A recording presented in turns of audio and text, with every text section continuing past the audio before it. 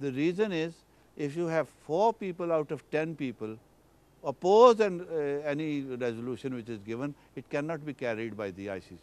Now, Bangladesh is one of the countries from day one, and I have also been party to it, supported them to get into the ICC's permanent members.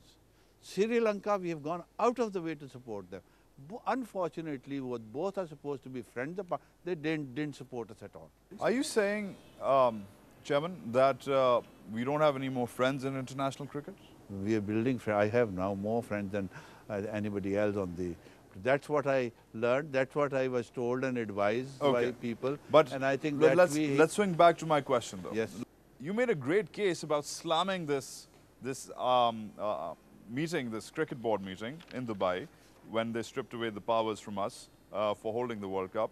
But then there was a turnaround.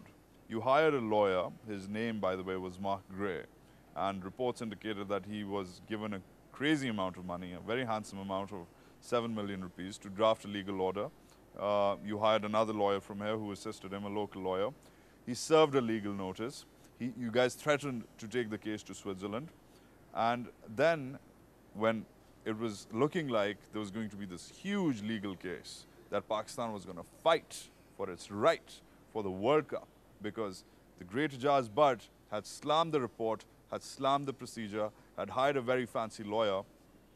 You come back and you say that I'm 101% satisfied with what we have achieved on the 2011 World Cup matches issue because they gave you a bunch of money.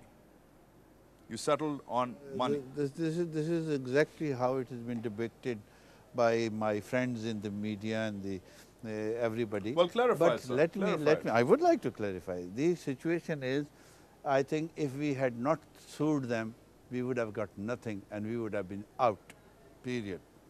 Because out of 10 members, 9 members were against us. Nothing could we have done. They had already made up their mind. We are out.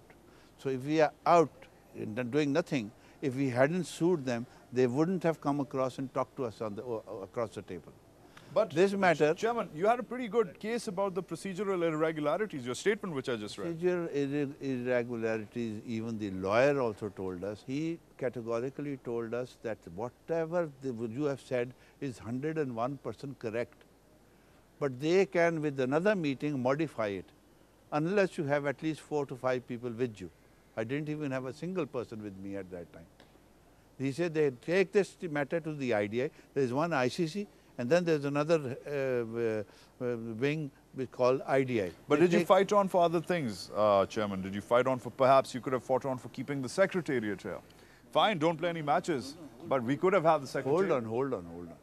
One thing which I got from in that meeting, which my explanation was also called, because this is a confidential press conference was given when we had the settlement agreement.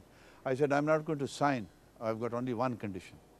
When security is, of a standard acceptable to you and the country visiting us, the tours should start. He said that we are telling you that they can start. I said, no, it has to be written in this agreement. That has been written in that agreement. What about pride though, Chairman? Because a lot of people said that, oh, we got what, $12.5 million, got the World Cup taken away from us. What, does that replace national pride? Does that replace the final being held here? No, can I ask you a question on this matter myself? Go ahead. What would you choose between the two if on the one hand, if you don't take up this matter with the ICC and settle something, and the other thing is you are totally out of cricket all, you're dead, Pakistani cricket is dead, nobody supports you, you're out. You know what I would do? I would blame the man and I would name him on this show, which you're a part of right now as well. I would blame the man who told you to bring the Sri Lankan cricket team to Lahore. That's what I would do, and I would name him because I would feel that this country, sir, needs the name of the person who promised you that security and then failed. No, which has ended up in killing cricket in Pakistan. This has not been promised, this has been in writing to us. We have communicated them to in writing. Later on, everybody was asked that they must have, I asked the Sri Lankans when our team was going then that we wanted your security plan. They sent us the security plan and I went there. I was for the first test match in Gaul. the security arrangements were excellent, absolutely. Here, with the powers that matter, I told them, look, send somebody, have a look at what they're doing, and we'll know. Oh, we taught them how to do the security measures. And you don't want to name, you don't want to name these guys. Naming doesn't help.